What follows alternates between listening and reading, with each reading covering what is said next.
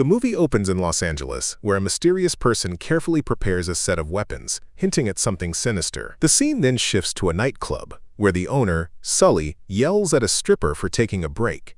Moments later, he leaves the club to go home, but suddenly, a masked person paralyzes and kidnaps him. Sometime later, we meet a police officer named Jackson, who is hanging out with a colleague. He is also kidnapped by the same masked figure, who sprays tear gas into his colleague's eyes before escaping. Nearby, a man named Coogan is in a cafe, watching the news about a series of kidnappings. Worried, he leaves the cafe and senses someone following him. Coogan pulls out a knife to defend himself, but the stranger quickly paralyzes him with an electric shock and drags him away. The next victim is a young man named Christian, leaving a bar late at night. Soon after, Kelly Murphy is also paralyzed and kidnapped by the stranger. In the next scene, all the kidnapped victims are in the same room, tied to poles with bags over their heads. The masked man turns on the lights, removes the bags and tape from their mouths, and reveals that there are 9 captives in total. Along with the ones already seen, the new victims include Leon, Eddie, a priest named Father Francis, and a Chinese woman, Chan, who cannot speak English. All the victims are confused and curse at the masked man. Calmly, he tells them they have been brought here for a specific reason, and it is up to them to figure it out. He warns that every 10 minutes he will return and kill one of them if they fail to uncover the truth. If they succeed, he promises to release the survivors and confess all his crimes to the police. The masked man throws pieces of chalk onto the floor, activates a timer, and leaves the room. One hand of each captive is freed, and they begin wondering what they have done to deserve this. Eddie accuses Father Francis, suggesting he might have molested a child, but the priest insists he has never harmed anyone. Coogan then confesses that he molested a child, causing the others to curse and shout at him. Eddie picks up a piece of chalk and starts writing on the wall, while everyone introduces themselves. Kelly reveals she is a district attorney who has sent many criminals to jail, some of whom might be seeking revenge. Christian recognizes Sully from past dealings. Sully had loaned him $5,000 for drugs years ago. Christian was arrested but repaid the debt after prison. He now works as a bartender in Hollywood, leaving that life behind. The timer runs out, and the masked man enters, demanding to know if they have figured out why they are there. Kelly pleads for more time, but he ignores her and whispers something to Christian before brutally shooting him. The captives scream as the kidnapper drags out Christian's body, restarts the timer, and leaves. The captives argue and urge each other to confess their sins. Coogan reveals he was recently released from prison after 5 years, having avoided a longer sentence because the child's body could not be found. Kelly asks Leon about his past. He admits to robbing with his brother but insists he never killed anyone or harmed children. Eddie explains he is a health insurance executive who falsified documents to help his brother-in-law get treatment for cancer. He struggles to understand why he is being punished. The group notices Kelly and Jackson know each other. She admits they had an affair, which ended when Jackson's wife discovered it.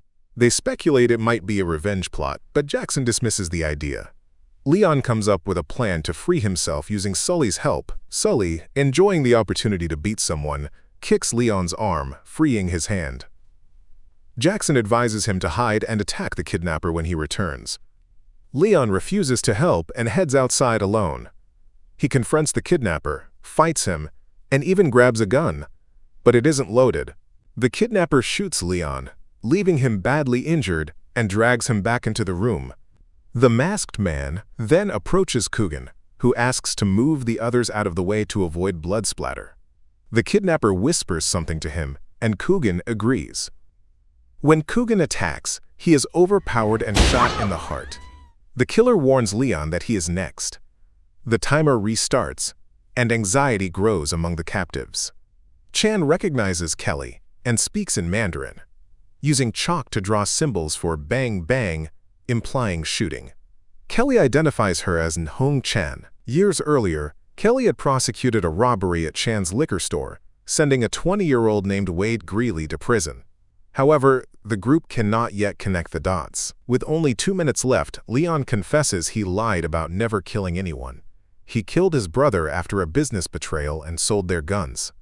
A remorseful Leon asks for forgiveness, and the priest tells him, "He who seeks forgiveness shall find it." The group gains some hope, trying to remember their actions at the time. The kidnapper returns, finds they still have no answer, shoots Leon and drags him away. Amid the chaos, Father Francis hints that he knows why they are there but refuses to reveal it, valuing his relationship with God over his life. Sully and Kelly try to pressure him, but he remains silent. Eddie suggests the group must figure it out without the priest, and they begin revealing their darkest secrets. Father Francis clarifies that they are looking in the wrong direction, hinting that Wade Greeley was not involved. Kelly argues, citing Chan's eyewitness testimony. Eddie guesses that someone confessed to the priest. The priest confirms it was Christian. Shockingly, Christian was the one who robbed the store to pay his debt to Sully, enraging Sully, who thinks it is absurd that he must die over a $5,000 loan. After the 10 minutes are up, the killer arrives, and Sully shouts about being punished over such a minor issue. He challenges the killer to shoot him, but the man ignores him and turns to Eddie instead. Just as he pulls the trigger, Father Francis suddenly shields Eddie and is shot in his place. As the killer drags the priest's body away, Kelly tries to reason with him and even calls him Wade. The man pauses, reveals that he is not Wade, and then leaves the room. As the timer restarts, Jackson suggests the man might be someone close to Wade, like a friend or family member.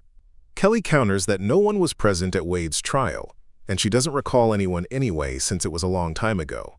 However, Wade went to jail 5 years ago, which Jackson finds odd because the killer has been planning this for only 2 years. Sully has a realization.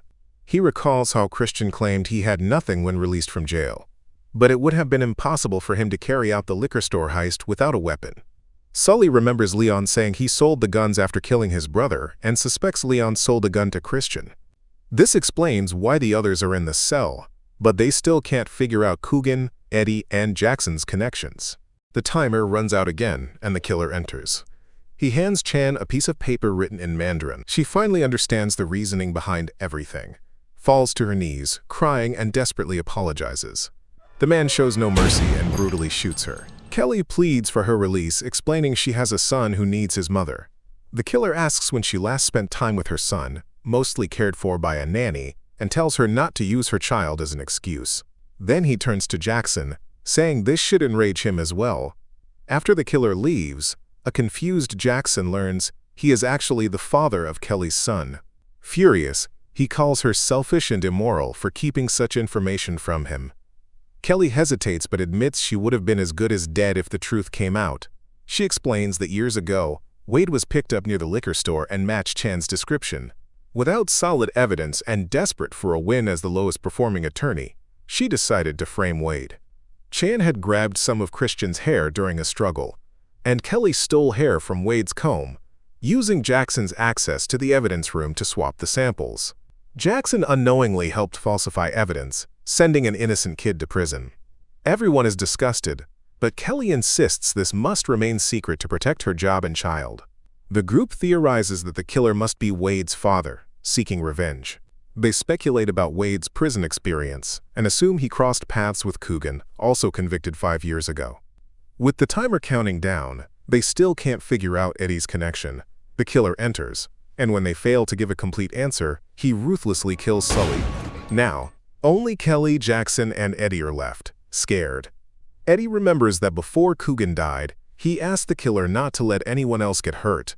Eddie thinks Coogan had AIDS and may have met Wade in prison, where he attacked Wade and infected him. The others think this is nonsense, but Eddie explains that his company ran drug trials for AIDS patients.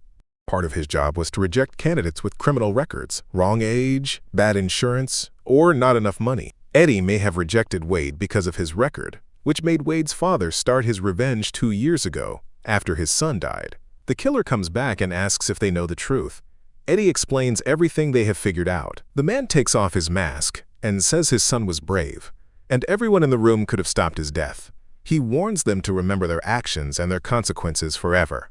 The old man gives Kelly the key to free herself and the others, saying the police are coming. After freeing herself, Kelly suddenly attacks, steals his gun, and shoots him. She also fires at Eddie and Jackson, seeming to kill them. But the old man is alive because he wears a bulletproof vest. He tells Kelly that everyone has been watching and will see the truth about her. Kelly ignores him and shoots him in the head. In the last scene, Kelly leaves the cell as the police arrive. She escapes for now, but it's clear she cannot avoid the consequences because everything has been broadcast to the public. Thanks for watching. Don't forget to subscribe, and see you next time.